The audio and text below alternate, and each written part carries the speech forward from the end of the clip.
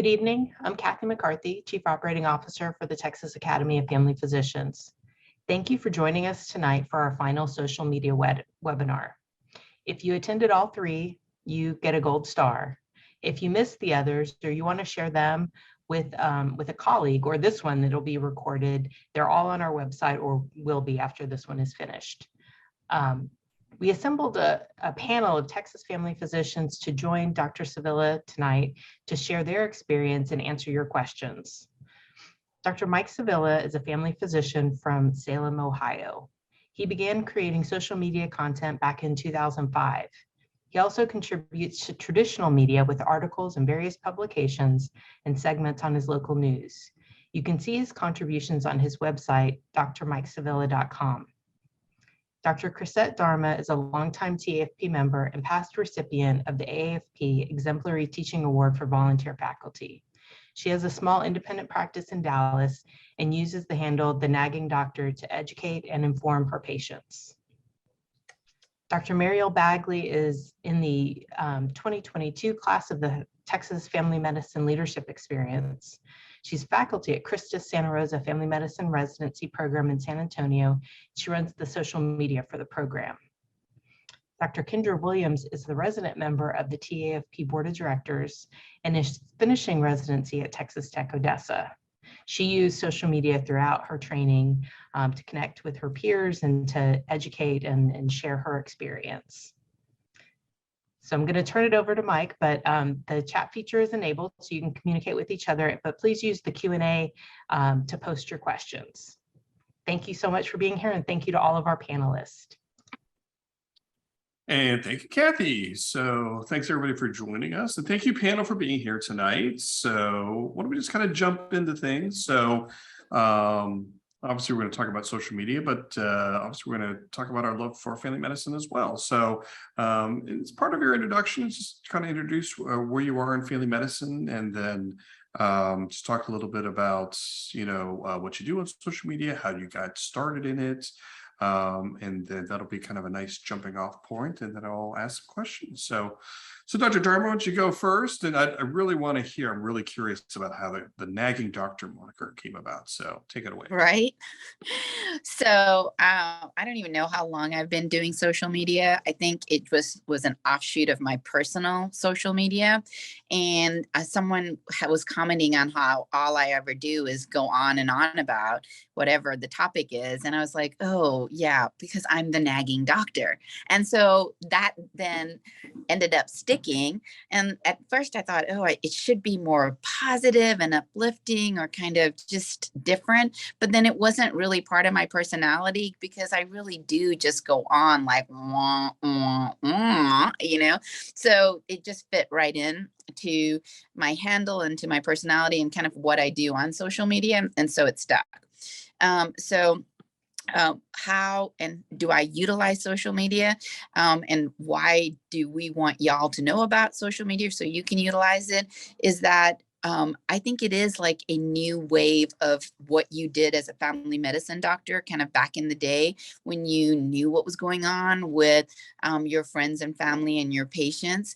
And I'm sure during this our topic, we'll talk about, things that are positive about it and things that are negative. But the positive things that I've been able to get out of it is that my patients love seeing that personal side of me. They love to hear about me. And then they'll share, oh, this is my doctor. She's so live and she's just so fun. And, a lot of my kind of brand, let's see. Oh, what am I saying? Send voicemail. Sorry. A lot of my brand revolves around kind of living a life that is authentic, really knowing about hot topics. And so even though I have other forms of communication to my patients, such as email lists, this is the fastest way that I have of really engaging with my patients. And I can tell you 100% that it brings business in. It's a soft sell. It's free, where other forms of marketing cost money.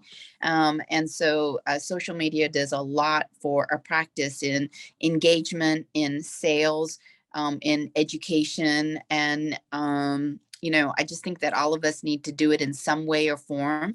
And so especially I think FPs might have been a little shy to just jump on like you have, Dr. Sevilla. I mean, you started way before a lot of us. As I was mentioning, I went to a conference with women doctors who are very, very active on social media, and how they have catapulted their kind of platforms to writing books, to getting sponsorship gigs. And so there's so much more that you can do with it, even advertising, getting paid for it. And I think that intimidates a lot of us, because it can just be as simple as getting a few likes. But just remember, people are watching you, even if you think that no one is when you post. I think that is the biggest misperception, is that if you think that no one is really looking at it and you don't have like 100,000 followers, then what's the point? But that's kind of the long and short of my social media journey. Cool. Yeah. Before we move on, Dr. Darwin, can you talk a little bit about your practice setting, and can you describe a little bit about that? Yeah. So I have 8 other providers with me, and only one other provider is really super active on social media. And but the rest of us do a full-fledged family medicine, and we're located in South Dallas, right next to UT Southwestern. And so I consider this as part of my job. Like, I actually have allocated out time to do social media, because I run the practice and kind of do all the engagement, whether it's like we go to a community event, we do social media, we might do so sometimes we do actually like T for two, like we'll do like YouTube kind of talks on social media. So it's really actually an integrated part of what I do for the business for my other 8 associates. Cool. Yeah, I'm really going to be excited about talking about some tips and tricks we can share with the audience. Dr. Bagley, why don't you go ahead and go next? Sure. Thanks for having me here. This is kind of a totally fun thing for me to talk about. I absolutely started as a consumer of social media, and I never thought that it would be part of my job. I thought that it was a bad hobby to be on Instagram and Twitter, and now TikTok and Snapchat and Facebook, and the options are limitless. But where it started merging with my work was this past year at our residency program. Became really apparent that we needed to reach applicants to our residency program in a different way. And I think that's probably been going on for a while, that programs are starting to have a social media presence, but the pandemic and the need for virtual interaction and seeing a place you would never actually see in person really brought that to the forefront and made it a priority. And so getting started on social media was actually a little bit challenging for us because we are part of a really large institution. And so there was a great deal of red tape, which actually proved to be very beneficial. Our hospital system has a social media coordinator. And so I had several meetings with her. We had to go through like legal and get things approved. And then she really kind of forced the issue that our social media account couldn't be an employee of the month thing. Like you couldn't look up in November and the last time you did an employee of the month was March. So she made us create a content calendar and kind of get some themes and some ideas. And so our page is really about promoting our program, and we get to engage with a lot of other programs. We engage with the TAFP on Instagram, and it's really cool. Aside from our Instagram, we also have a program Facebook page that I manage that really is more of a landing spot for alumni and people that attend the program to kind of celebrate more private things and what's going on in the program. before we move on, so were you the person that kind of stepped forward, or did the other faculty volunteer you for this position? I'm No, just I kind of. definitely signed up, although I would have been voluntold if nobody had done it. I attended this residency program and was part of the recruitment process, and then as a resident, and then it became very apparent that this was something we needed, and I was really excited to get to be part of it. Now there's a few residents that help, and it's a cool project. Cool, thank you. Dr. Williams, I know you're the superstar of this panel, so share your story here with us. I don't think I'm a superstar. Well, I'm Kendra Williams. I'm a resident at Texas Tech Permian Basin. I'm based out of Odessa, but my actual residency location is in Sweetwater. I do rural family medicine and kind of practice in all settings. So inpatient, outpatient, ICU, OB, and surgical OB, and having a good time doing it. Like I said, like I mentioned to you guys before, I'm actually in a transition period. So I'm transitioning from student Dr. Kendra, that's my handle on Twitter and on Instagram, to paging Dr. Kendra. It's a play on my origins of like my WordPress blog. And so I wanted to kind of transition to my big girl, Instagram and Twitter versus keeping that student Dr. Moniker. But I felt like there was lots of wealth of information there where I talked about, some of the things that I guess that some people have moved on from in training. And so I started out in med school, I believe my second or third year at med school. And so I really talked about equity in academic, in medical academics, and talking about social justice, as well as, sort of this early conversation of dismantling the hierarchy within medicine. And that's sort of been my niche. So one of my niches is the hashtag #ImperfectMD. And so I've really kind of built my platform on that and trying to do some myth busting, as well as build some of these med students and residents and pre-meds up. And so that's kind of where I'm at now. I'm hoping to, get into my attending job fairly soon. I'm actually taking a break until about October. I wanted to spend some time with family and travel and whatnot, and spend some of my parents' money instead of my own. And so, I'll be taking a break, but I'll be graduating in a few weeks from residency. So my follow-up question for you is a blog. So that is so fascinating. So can you share with us the origins of that and how you started that and what was your goals to starting that? Yeah, so I think I'd like to say that I'm, one of the creators that kind of ended up being in that first wave or the first generation of what we know now as med Twitter, right? And so I really got into medicine not knowing a lot of the technical stuff and like deadlines and how do you go about this and that I think comes along with a lot of people just having ties to medicine even before they get into like medical school. And so I remember one story that I told was that I applied only here in Texas to med school, and here we have a match for med school as well. And I actually did not know what that was at all. And I remember before we had like med Twitter, we had, Student Doctor Network, I believe. And we would go on there for all of your information. And it was just, it was horrible. And so I remember kind of my experience, and I really wanted to build a platform to give information to people that were like me, that really had no foundation in medicine, and really wanted to learn and grow. Cool. Thank you for sharing that. So let me just start throwing out questions. It's questions that I hear a lot, and probably all of you hear a lot. Probably the most common question. Anybody can jump in. Social media takes too much time, and I don't have time, and I hate my EMR, and why would I want to do this? And so, how would you respond to that? As obviously social media advocates, anybody can jump in.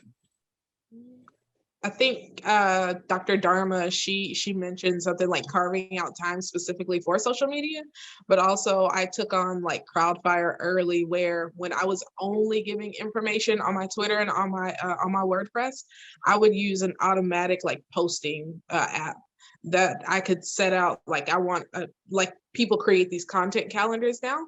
I would solely like set time aside to do that and set it up for like that week. And so that was helpful, even though, you know, I was putting out posts every single day, but I was really only doing it like Sunday. Mhm. Yeah, I mean, I think that is the best way to manage it, because you do get burned out on it sometimes. You're like, oh my God, you really don't want to do it. But as I said previously, it brings business in. It's just that simple. I mean, if you want to see patients, I have many posts where I will go off on something and someone will indirectly message me through their portal. Or they're like, were you speaking to me? I just feel like you were. I need to make an appointment. Oh, I didn't realize you had that product at your office. How do I get it? I'm like, make an appointment. And so, I mean, I do it specifically for the book of business in regards to engaging with patients for a monetary reasons. I mean, that's how you get business. Yeah, I agree. It's kind of part of my administrative time. Obviously, I'm in kind of a unique situation that I have an academic role, so I have time set aside for program things, but batching posts is really helpful. Not always reinventing the wheel, you know, having some things that you bring back for us, you know, Faculty Friday and Meet the Resident and, you know, highlighting rotations, things like that. Having some recurring posts is helpful. And then kind of joining in what other people are sharing, you know, creating a network of, you know, other accounts can also be helpful. Great. Another question I get, and probably all of you get, you know, not everybody is the nicest on social media.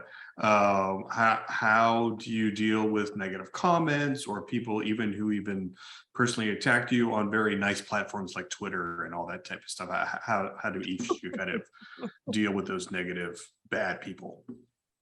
I mean, you have to learn the block button, you know, because I mean, I fired a patient and she came back at me with 3 different, you know, fake accounts. It was obvious. It's super easy to start an account. And it was directly, I knew it was her because she said all the same things that she did in her nasty grams to me through the portals. And so you do leave yourself in a position of vulnerability. And you have to have thick skin because it's nothing personal, you know? And so you block those people and, you know, your tribe will also fight for you when someone leaves a comment. Like I put a post about COPD making you look old, and I put it with a like oxygen tank bent over. And so one of the patients was like, that is the ugliest thing that I've ever heard anyone say. I'm so offended. I was like, okay, well, I'm sorry that you were offended, but it's still a reality that when you smoke, you get to use oxygen, you know? And then another one of my patients was like, well, Dr. Dharma's heart is so nice. And, you know, I mean, it was just kind of a thing. And those things, you know, you see them all the time on your personal like handles if you make a political comment or any other comment. And those are just part of the gig, right? Those commentaries between patients or how someone might feel about something that you say are going to come up, or they might attack you for whatever reason. And so if they're vile and disrespectful, you can block them. You can also re-comment on, you know, what your stance is. And if you feel like there's an apology in order, that I'm sorry that you were offended by this, but this is what I believe, you know, that's usually what I do. I remember I was also on a, AMA, like social media day where they kind of follow you around. And you would not believe where people will find information about you. And then a kind of, if they disagree with something that you're doing, in this case, I was supporting nurse practitioners in rotations. And I mean, oh my God, I've never seen so many people like fly off the handle. But, you know, you have to be prepared for that. And it's just part of being in the public eye. Yeah. That's sort of, to be honest with you, that's sort of actually how I built my platform, was this hashtag #ImperfectMD, because I shared a post about some of the things that I didn't necessarily get right in undergrad, or I didn't, all of these things, these check boxes that we have to check off to get into medicine or to be somebody that I want to see as a doctor, right? And so I actually shared that on Twitter about how I wasn't, the top person of my university and med school class and whatnot. I think I posted that around second or third year of medical school, and to be honest with you, it ended up super viral, and I ended up on alt-right sites, and I've since that time I've probably gotten doxxed at least once a year, since my training in medical school and now in residency. And like Dr. Dharma said, you have to have a thick skin and know, stand in your truth. And know if you built this platform on that, and knowing how to share that information and give it to people. Yeah, I think I run a like pretty uncontroversial page, which is great for me. But really our page has to stay very professional. So we have gotten a few strange comments from medical students, or we've been tagged in interesting things. And, I'm fortunate that I have the hospital system is like logged into our account for anything that is interesting or weird that we get tagged in. And they help moderate that. On a side comment, I read a post the other day that said, liking things is free. And I've really had that mentality lately. I think there's so much like hate on the internet, that I've been trying to counter it by liking things and just, adding positive comments. And, in our space, everybody that I follow is our direct competition, right?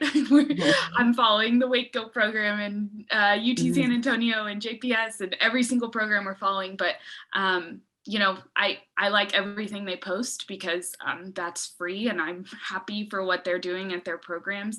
And I think, while there's an opportunity for a lot of hate on the internet, there's also way more opportunity to build people up and support each other and encourage each other. And so I'm grateful that I'm not in so much of a space where people share their opinions. But I think, sharing some positivity can help combat that. Absolutely. There's always the question too, as far as if you have a negative comment or something like that, do you delete that if you monitor your own stuff? Do you respond to that? There's really no right answer, but how do people deal with that?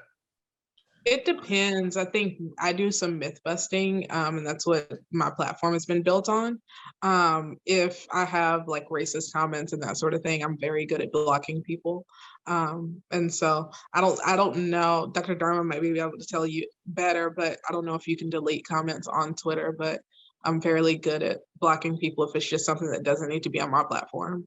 And most of my followers are pretty good about handling it if it's something that I haven't seen.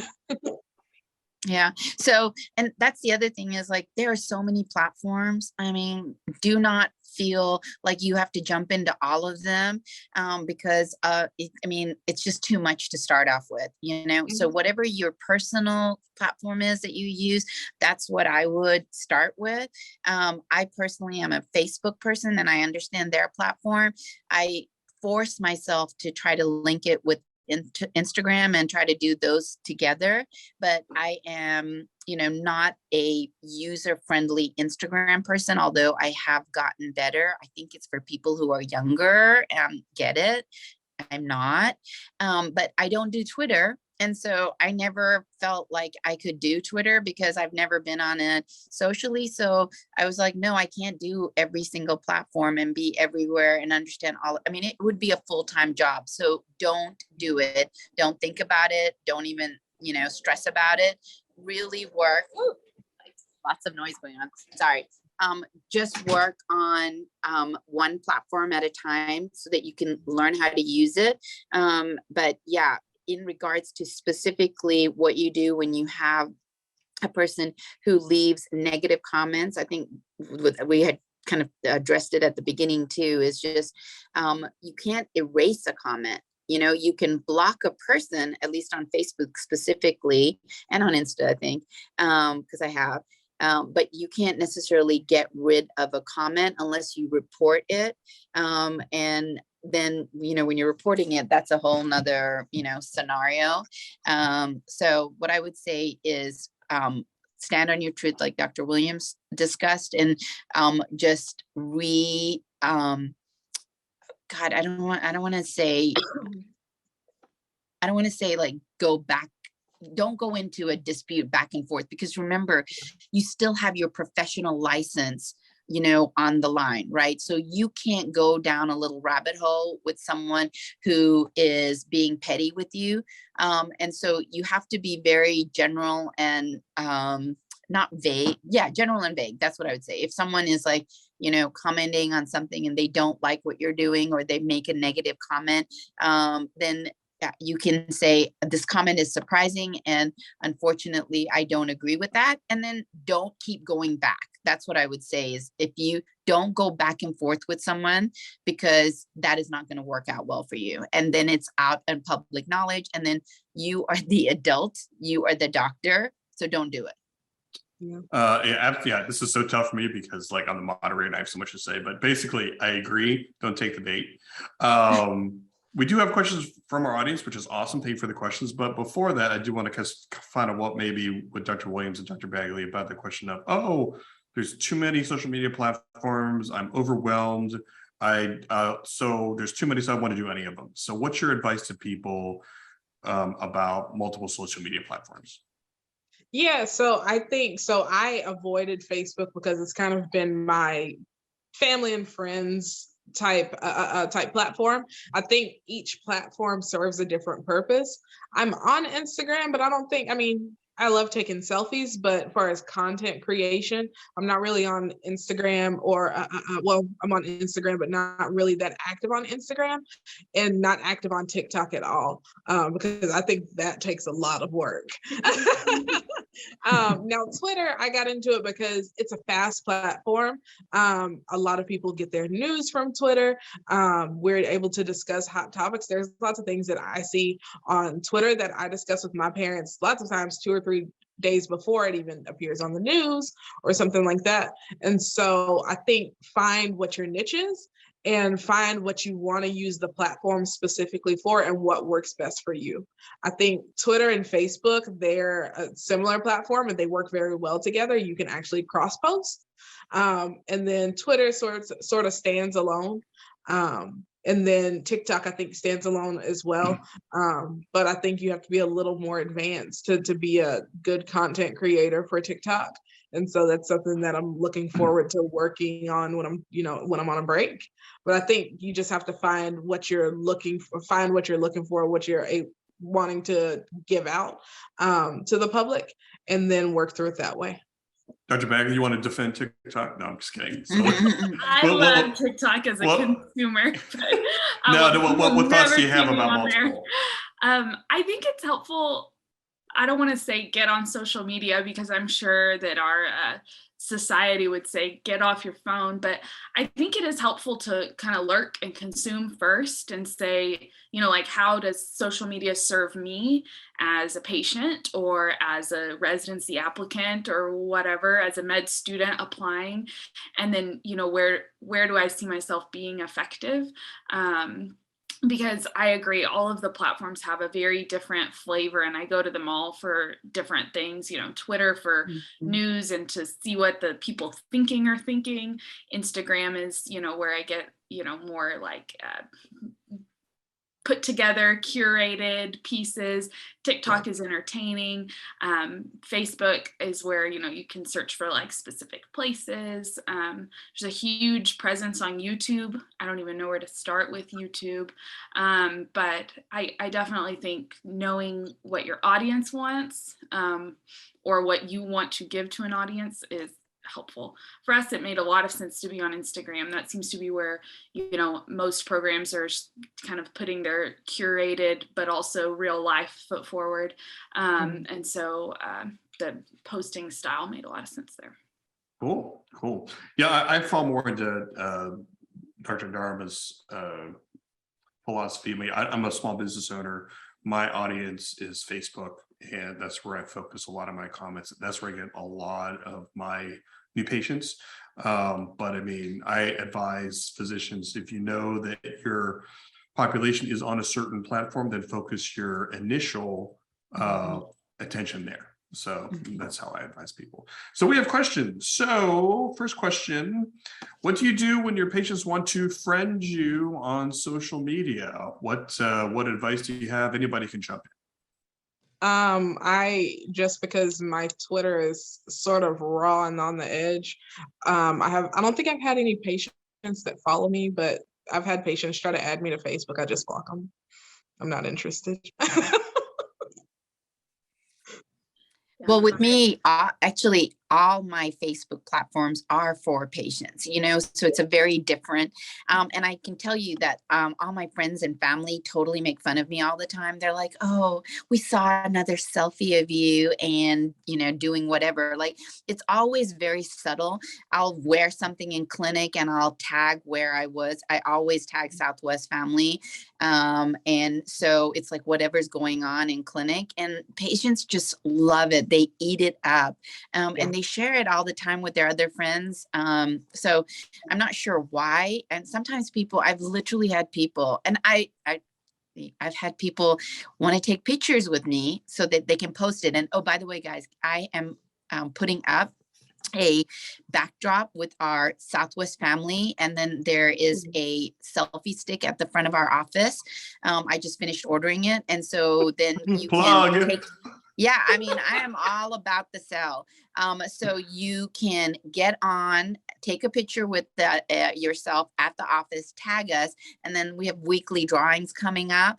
But yeah, I mean, I did a event at a community center where there's an app that you can download where then it sends and texts the patient the information, and the backdrop all over is Southwest Family, and they were on a red carpet, and then we're like dancing and doing stuff, and you know, so it's all this very subtle advertising. And so, yeah, I mean, we definitely want people.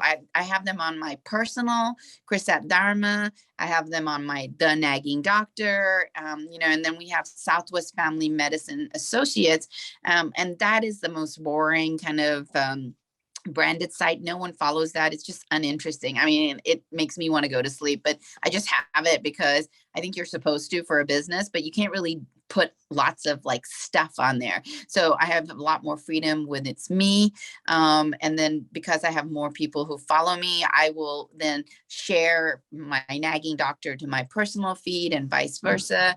And I want to say I'm completely unprofessional because I mean, I'll literally be in a swimsuit on a beach talking about medicine. And so I don't know, I think that it's nice that if you're in a corporation, they have, you know, the ability to help you when you get into trouble. But of course, then I'm sure they would not go for, you know, the naked Nagging Doctor on the beach. But it's relatable, you know, your it's just relatable. Definitely want to know you're a human. Yeah. I think the hardest part that most people have is jumping over is like today. I mean, I just finished clinic. I don't have any makeup on. I honestly feel like I'm like, wow, you could have at least tried, Chrisette. But I think we all put our like, oh my God, I don't have makeup. I didn't put my clothes together. I don't know how I can be on a social platform without like doing more, you know? And so then because we're not perfect and we haven't thought through the content. And so you think, oh, I'm going to re-record it. So sometimes I'll just do live so that it just forces me to talk. Like this is live. I'm just talking and here it is. And there might be like gaps or it's not perfect, and I don't look perfect, and that's okay. And so I think like realize, guys, that you don't have to be fully made over, have a full content, have it make sense, have a theme, you know, just get in there and like put just get a handle, and it can be anything. I love Dr. Williams, you know, Page Dr. Williams, or Page Kendra, right? Page Kendra. Paging Dr. Kendra. Paging Dr. Kendra, you know, you can make up anything and you can practice with it. You know, I mean, who knows? No one ever might watch it, but then you get used to it and then you can create another one and then you can do more hashtags on Instagram, and then someone will follow you. So I'm rambling, but I mean, the gist of it is, is that you don't have to be perfect to start a social media campaign and start practicing. So Dr. Bagley, let me ask you, because I just want to add another layer to it, because I mean, you're an employed physician. There's a lot of people who are employed physicians. You talked a little bit about talking about legal.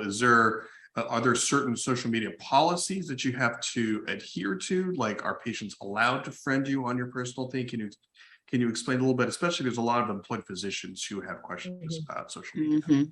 Yeah, absolutely. So I think there's kind of different parts of this. I think technically patients are allowed to friend us on our personal social media accounts, but at your own risk. I personally don't have anybody as my friend because I keep my personal accounts personal.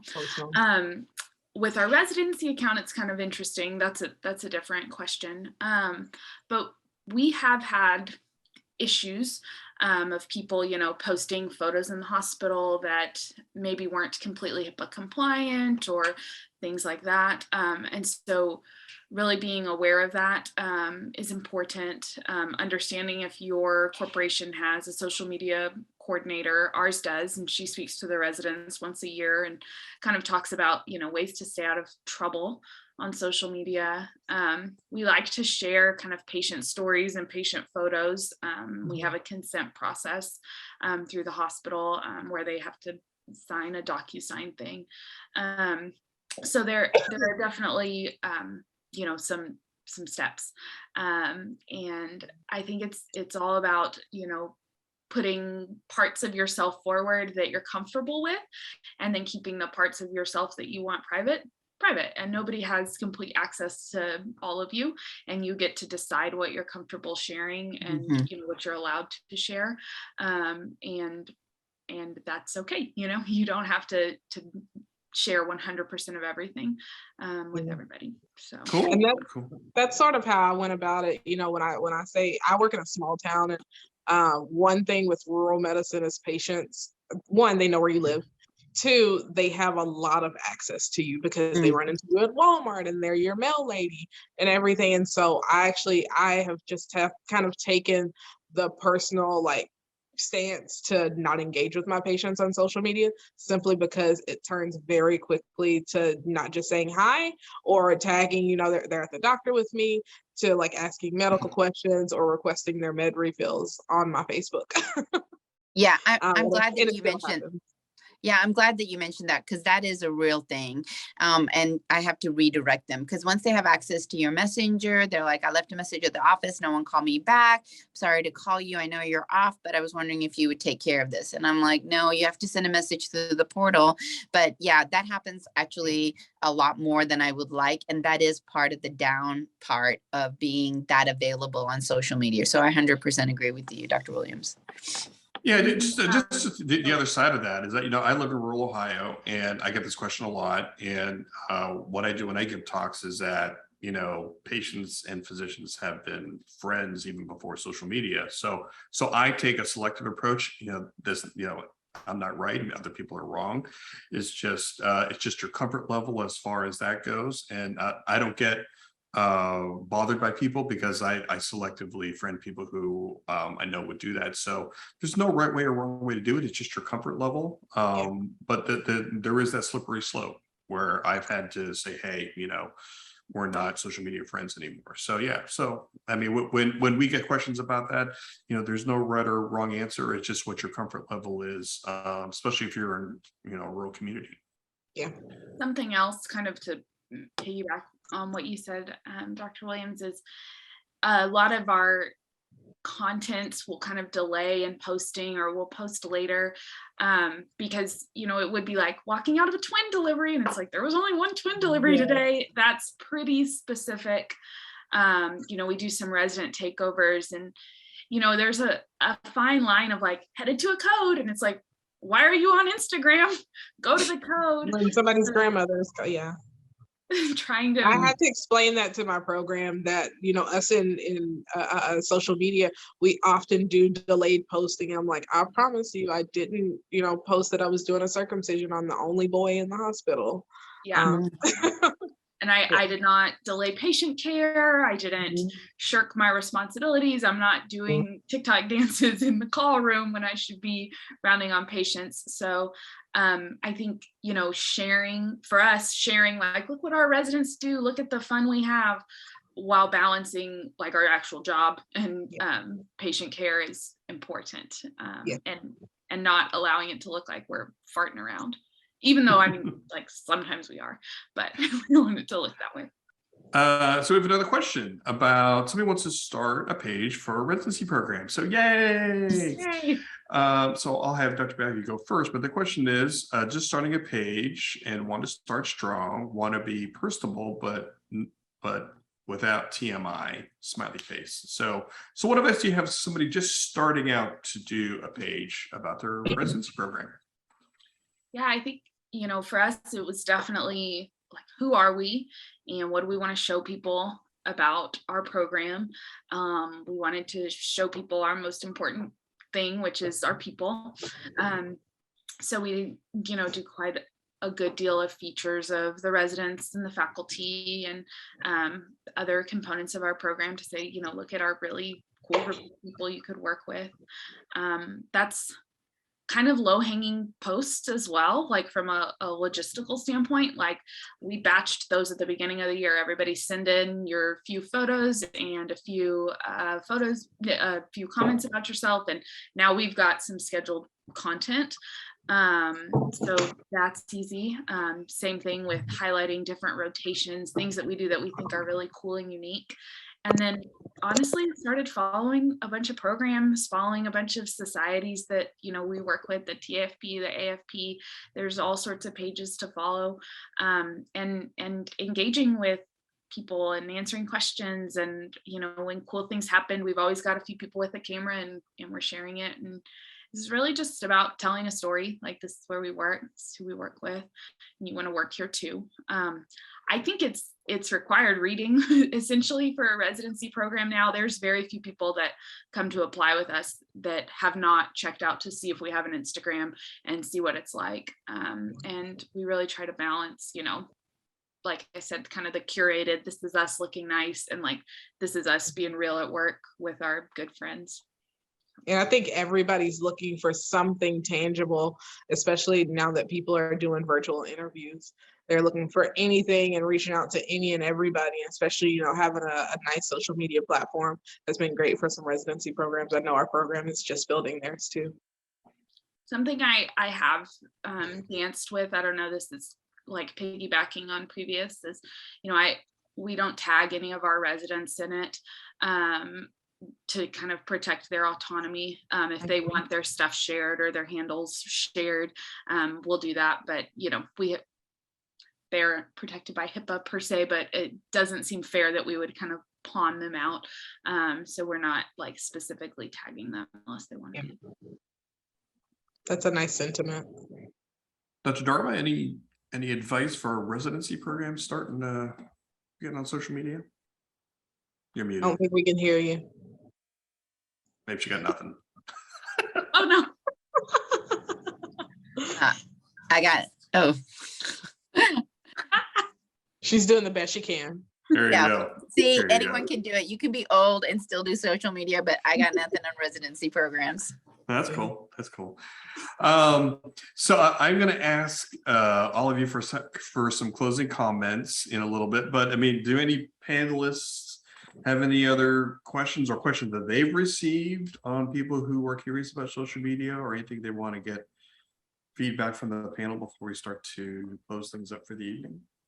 I think the biggest thing I would just want people to know is to just start, just dive in and just do a post. It's not as traumatic as it might seem.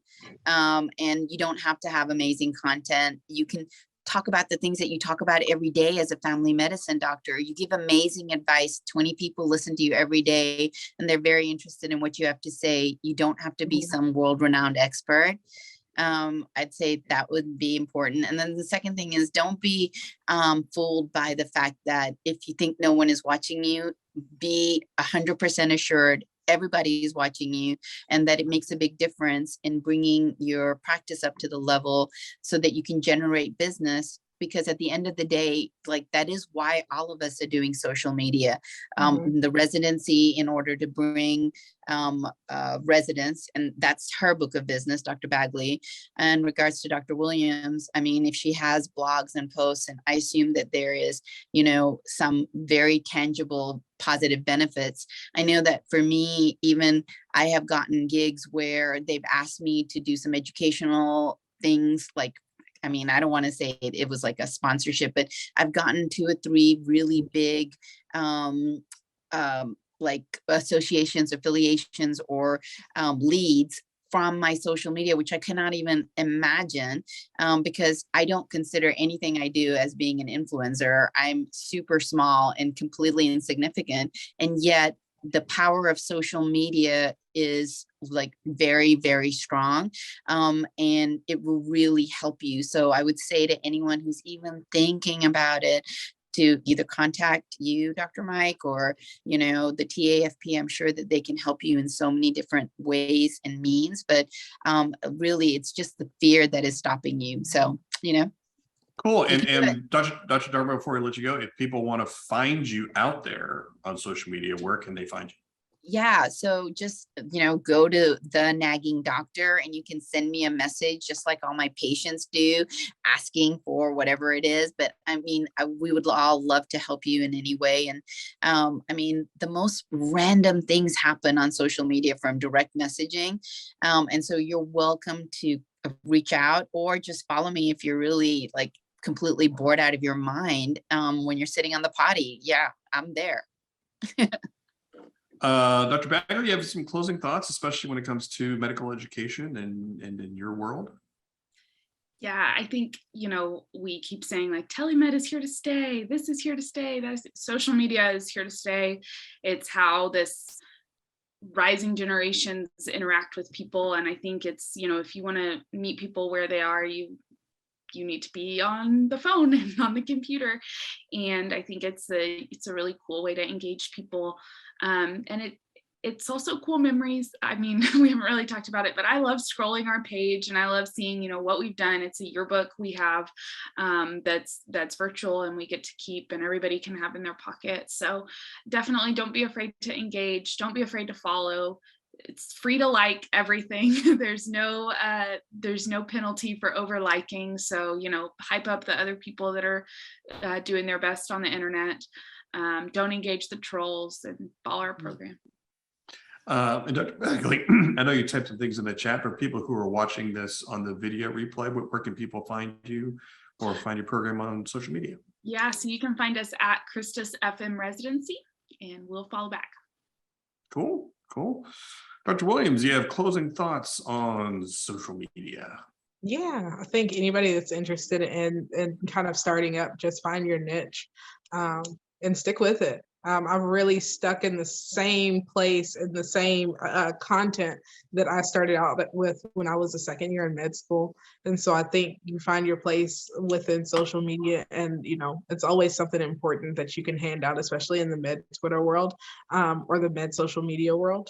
And so I think that's very important for people to know. Like Dr. Dharma said, no matter how small you are, I know I've had people reach out to me when I had 200 followers, and had people definitely reach out to me when I have 10,000 followers about things that they can do, you know, even something as simple as like STEP, or, you know, talking about disputes within like academia and that sort of thing, and working those things out. And I've gained tons of mentors, tons of networking I've done since that time. I think I kind of got involved with TAFP via social media.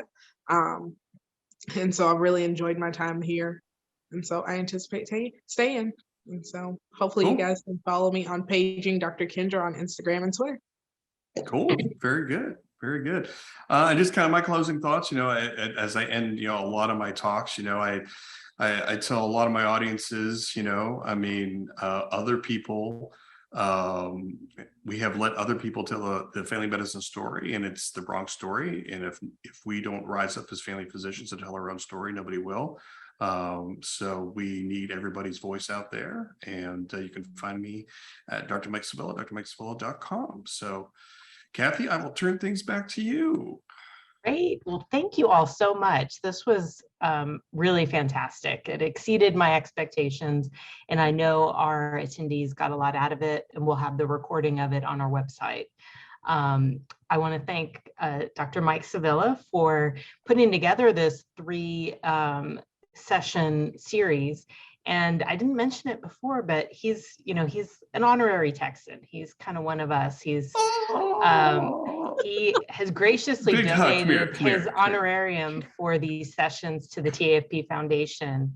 So we thank him for his friendship and for sharing his experience with us. Thanks to all of you, and thanks to all of our members who are visiting. I hope everybody has a safe and happy Memorial Day weekend. And until next time, it's great to see everybody. Thank you. Bye. Bye. Bye. Bye.